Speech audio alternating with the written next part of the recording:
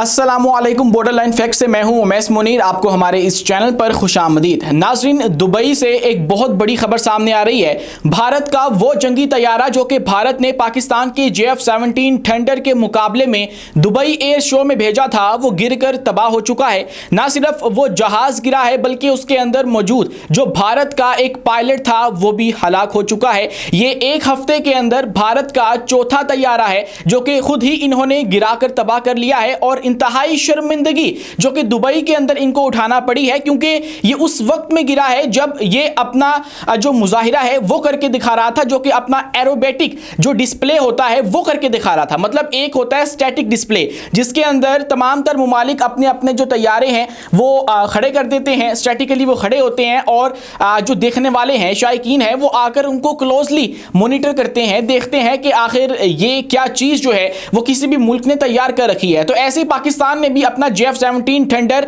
वहां भेजा था जिसने मैदान मार लिया है और भारतीय तैयारे ने जब अपना एरियल डिस्प्ले शुरू किया और फजा के अंदर जब वो मैनूवरिंग कर रहा था, घूमकर अपना मुजाहिरा कर रहा था, तो अचानक से वो गिरकर तबाह हो चुका है। जैसे ही वो गिरकर तबाह हुआ है तब जोरदार एक धमाका हुआ और जो शोले हैं वो फजा के अंदर नजर आए। ये वो तैयारा है जो कि भारत ने 1983 से शुरू कर रखा है। एक ऐसा प्रोजेक्ट है जिसके हवाले से कहा जाता है कि ये भारत का सबसे ज्यादा नाकाम दिफाई प्रोजेक्ट है, क्योंकि ये मेरे पैदा होने से भी तकरीबन आप हिसाब लगा लीजिए कि 20 साल पुराना प्रोजेक्ट है। मतलब अभी 2025 तक इसको 42 साल हो चुके हैं और अभी भी इनकी जो तादाद है वो महज इनके पास 30 या 40 के करीब है। और ये वो तैयारे हैं जो कि ये पाकिस्तान के JF-17 थंडर के मुकाबले के तैयारे आप बताते हैं कि हमने तैयार किए हैं, अपने मुल्क के अंदर तैयार किए हैं, क्योंकि पाकिस्तान ने भी JF-17 थंडर जो है वो अपने मुल्क के अंदर खुद से मैन्युफैक्चर किए हैं। तो ये अपने आप को ये वाला जो तैयारा है अपना, इसको पाकिस्तान के मुकाबले का बताते हैं कि भाई उसके मुकाबले में हमने ये तैयार किया है। लेकिन उसकी ये कारकर्दगी देखकर पूरी दुनिया के अंदर भारतीय जो फजाइया है उसकी इस वक्त रुसवाई हो चुकी है, क्योंकि ये एक बहुत बड़ा एयर शो था। दुबई एयर शो एक ऐसा एयर शो था जिसको दुनिया के अंदर टॉप नॉच आप अगर एयर शोज निकाल कर देखें तो वो तस्वुर किया जाता है और वहां पर तमाम तर मुमालिक अपने अपने जो बेस्ट पायलट्स हैं, बेस्ट जो जंगी तैयारे हैं वो भेजा करते हैं। ऐसे पाकिस्तान ने भी अपना जो बेस्ट तैयार किया हुआ JF-17 थंडर है वो भेजा, क्योंकि ये हमारा अपना था इसीलिए हमने भेजा। अगर भारत के पास ऑप्शन होती कि आपने अपने पोजेशन के अंदर मौजूद कोई भी तैयारा भेजना है तो भारत कभी भी तेजस ना भेजता, क्योंकि उसको पता है कि हमने ये क्या चीज तैयार की है और एक ऐसी चीज तैयार की है जिसकी रिसेंटली अभी एक और वीडियो भी सामने आई थी जिसके अंदर आप देख सकते हैं कि इसका किस तरह से ऑयल लीक होना शुरू हो गया। मतलब स्टैटिक डिस्प्ले के अंदर भी शर्मिंदगी हुई है और जब फजा के अंदर उड़ के मुजाहिरा करने की जो बारी आई है तब भी इनको शर्मिंदगी का सामना करना पड़ा है। और आप बस ये समझिए कि जो भारत की इस वक्त दिफाई मार्केट है वो मुकम्मल तौर पर तबाह हो चुकी है। मतलब ये एक ऐसा मौका होता है जहां पर आपने नए जो क्लाइंट्स हैं वो गैदर करने होते हैं और आपने दिखाना होता है कि भाई हमारी प्रोडक्ट जो है वो किस हद तक बेहतर है या उसकी क्या क्वालिटीज हैं। तो सबसे पहले स्टैटिक डिस्प्ले जब हुआ तो तब कुछ वीडियो सामने आई, कुछ मनाजर सामने आए कि तेजास के अंदर से ऑयल उसका जो है वो लीक होने लगा और उसको फिर रोकने के लिए इन्होंने नीचे शापर रखना शुरू कर दिए, जो कि बहुत ही मज़े का खेज एक काम था जो कि सोशल मीडिया के ऊपर बहुत ज्यादा ट्रोल भी हुआ। लेकिन उसके ऊपर ये मंतक दे रहे थे कि भाई हमारा तो ऑयल लीक नहीं हुआ है, ये तो कोई टेक्निकल इशू है, वो तो होता ही है, हर तैयारे के साथ होता है। लेकिन अब जब इनका तैयारा गिर चुका है तो वो तमाम तर मंतकें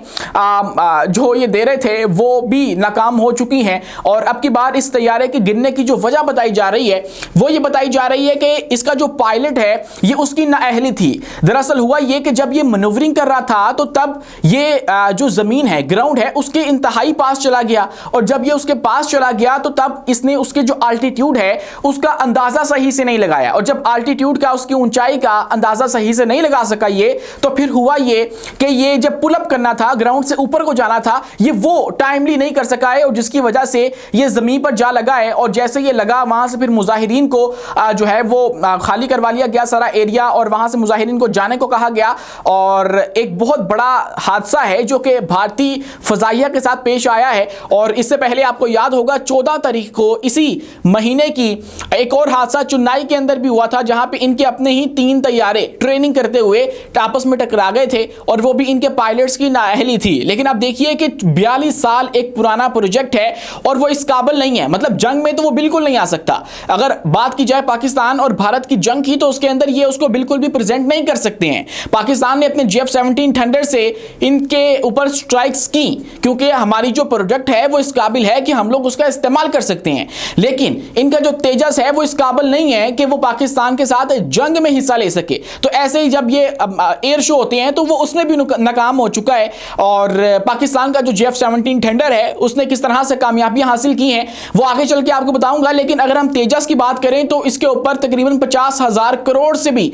ज्यादा का जो पैसा है वो इन्होंने खर्च कर रखा है और अब उसकी मार्केट मुकम्मल तौर पे तबाह हो चुकी है। एक तो उसके जो इंजन है वो इनके पास मौजूद नहीं है, वो अमेरिका से आते थे, अमेरिका ने फिर सैंक्शंस जब लगाई, पाबंदियां लगाई तो इसके इंजन आना बंद हो गए। तो ये टोटली जो एक समोसा नुमा तैयारा इन्होंने अपनी तरफ से तैयार किया था वो नाकाम हो चुका है और उसने भारत का सर पूरी दुनिया के अंदर नीचा करवा दिया है। और तकरीबन 500 से भी ज्यादा का फिगर है जो कि इन्होंने अपने ही तैयारे इस वक्त तबाह कर रखे हैं और इनके अपने पायलट्स की नाअहली की वजह से तबाह कर रखे हैं। मतलब देखिए कि पाकिस्तान के साथ जब जंग हुई तब भी इन्होंने अपने 8 तैयारों का नुकसान करवाया और अब जब ये खुद उड़ाने लगे हैं तो तब भी ये तैयारे जो हैं वो अपने गिराते चले जा रहे हैं। इसके मुकाबले में जो पाकिस्तान का J-17 थंडर था उसने बड़ी कामयाबियां समेटी हैं। कल जब उसका एरियल डिस्प्ले हुआ, एरियल डिस्प्ले तो नहीं हुआ लेकिन स्टैटिक डिस्प्ले जो अभी तक रिपोर्टेडली बताया जा रहा है, तो तब इनके जो भारतीय अहलकार हैं फजाइया के या इनके जो टीम मेंबर्स वहां पर मौजूद थे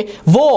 हमारे वाले एरिया के अंदर आ गए जहां पर हमारा तैयारा खड़ा था और वहां पर आकर फिर उन्होंने हमारे J-17 थंडर के साथ तस्वीर भी उतरवाई हैं। और उसके बाद कुछ खबरें ये भी सामने आ रही हैं कि हमने एक बार फिर से इनको चाय की ऑफर भी की कि आओ भाई आपको चाय भी पिलाते हैं, लेकिन अब की बार इन्होंने इनकार कर दिया है। इनकार तो खैर इरादा तो पहले भी नहीं था इनका। 2019 के अंदर जब अभिनंदन को हमने चाय पिलाई थी तब भी हमने मेहमान नवाजी की थी, हम तो हमेशा मेहमान नवाजी करते हैं। तो दुबई एयर शो के अंदर एक तो अब इनके साथ हादसा हो चुका है, पायलट की जान गई है जो कि अफसोसनाक है, लेकिन इनकी अपनी नाअहली की वजह से मुबैना तौर पर सब कुछ हुआ है और पायलट इजेक्ट करने में नाकाम रहा है। लेकिन J-17 थंडर की हम लोग बात कर रहे हैं तो J-17 थंडर ने बड़ी कामयाबियां कुछ यूं समेटी हैं कि एक तो वो शो स्टॉपर रहा, लोग रुक रुक कर उसको देखते रहे, उसके पास जो भीड़ है वो लगी रही और इवन के जो भारतीय फजाइया है उसके लोग भी वहां पर आते रहे हैं। लेकिन इसी के साथ जो एक बहुत बड़ी खबर सामने आई है वो पाकिस्तान की जो अफवाज हैं उनकी बताई हुई खबर है और ISPR की जानिब से रिपोर्ट किया गया है कि पाकिस्तान ने अपने एक दोस्त मुमालिक के साथ, मतलब दोस्त मुल्क के साथ एक मुआहिदा कर लिया है, MOU साइन हो चुका है और उसके अंदर J-17 थंडर की जो डील है वो हुई है। अब ये दोस्त मुल्क कौन सा है, मतलब एक नाम आ रहा है कि अजरबैजान का है, लेकिन अजरबैजान के साथ तो हम लोग पहले भी MOU साइन कर चुके हैं और कुछ रिपोर्ट्स के मुताबिक तो हमने कुछ अपने तैयारे वहां पर डिलीवर भी कर दिए हैं जो कि उन्होंने अपनी हालिया होने वाली परेड के अंदर दुनिया के सामने रख दिए। तो फिर इसके अंदर दूसरा नाम जो आ रहा है वो बांग्लादेश का है, क्योंकि बांग्लादेश के साथ हमने रिसेंटली बहुत ज्यादा अपनी कोऑपरेशन को बढ़ा लिया है। हमारे जो अस्करी हुकाम हैं वो वहां पर गए हैं, उनकी जानिब से दौरे किए गए हैं पाकिस्तान के और उसकी मुतादिद वजूहात बताई जाती हैं, लेकिन एक वजह यह भी थी कि अब बांग्लादेश अपना दिफा मजबूत करना चाहता है और वो चाइना के J-10C की तरफ देख रहा है। या तो वो चाइना के J-10C ले लेगा या उसके हमपल्ला इस खिते के अंदर जो तैयारा है यानी कि J-17 थंडर 4.5 जनरेशन का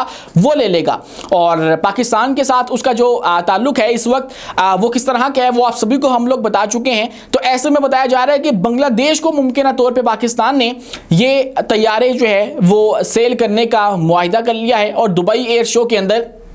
ये तमाम तर MOU भी साइन हो चुके हैं। अभी तक पाक अफवाज की जानिब से जो नाम है किसी मुल्क का वो सामने नहीं आया, लेकिन जो क्यासराइयाँ हैं वो बांग्लादेश के हवाले से की जा रही हैं कि हमने बांग्लादेश को अपने ये जो थंडर तैयारे हैं वो देने का फैसला कर लिया है। नाज़रीन इकराम, जहाँ पर एक तरफ ये सब कुछ हो रहा है वहीं पर जो भारत की एयर इंडिया है, एक एयरलाइन है, उसको बहुत ही गहरी चोट लगाई है पाकिस्तान ने। किस तरह से लगाई है आपको ये तो पता है कि हमने अपनी जो फ़ज़ाई हदूद हैं वो बंद कर रखी हैं। हमने एयर स्पेस में अलाउ नहीं किया कि जो भारत की एयर इंडिया है वो आए, तो इसलिए उनको करना क्या पड़ता है, उनको 2 से 3 घंटे का ज़्यादा सफ़र करना पड़ता है। और जब उन्होंने कनाडा, यूरोप, अमेरिका वगैरह जाना होता है तो उनको पाकिस्तान की फ़ज़ाई हदूद नहीं मिलती, तो इसलिए उनका जो सफ़र है वो बढ़ जाता है और 2 से 3 घंटे ज़्यादा हो जाता है, जिससे उनकी जो 29% तक की जो फ्यूल कॉस्ट है वो बढ़ जाती है। तो इससे उनको बहुत ज़्यादा नुकसान इस वक्त हो रहा है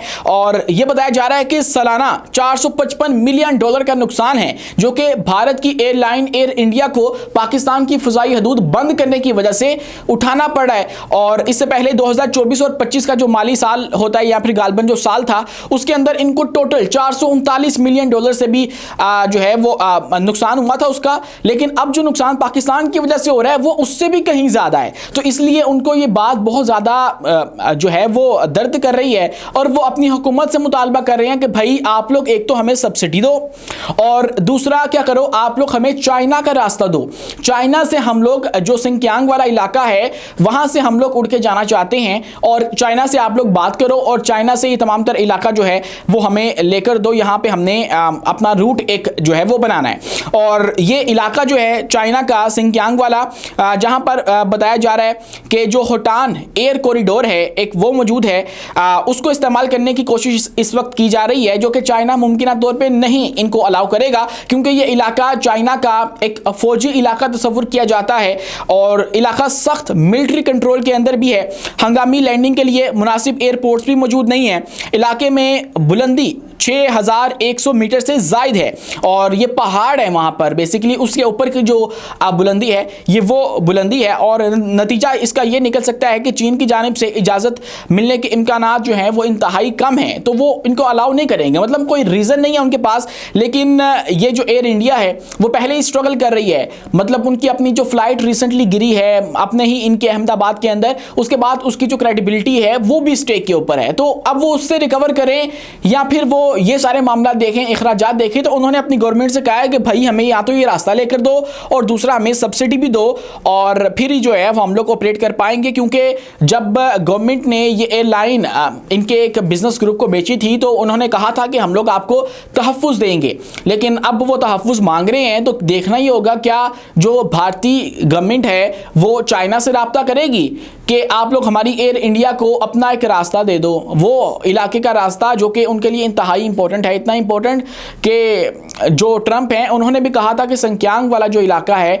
वहां पर चाइना अपने एटमी जो हथियार है वो तैयार करता है। तो वहां पर क्या इनकी ये फ्लाइट्स उड़ पाएंगी, ये सबसे बड़ा चैलेंज होगा। आज के लिए इतना ही। अपने मेज़बान उमैस मुनीर को दीजिए इजाज़त, मिलते हैं अगली वीडियो में किसी नई मालूमात के साथ। शुक्रिया, अल्लाह हाफिज़।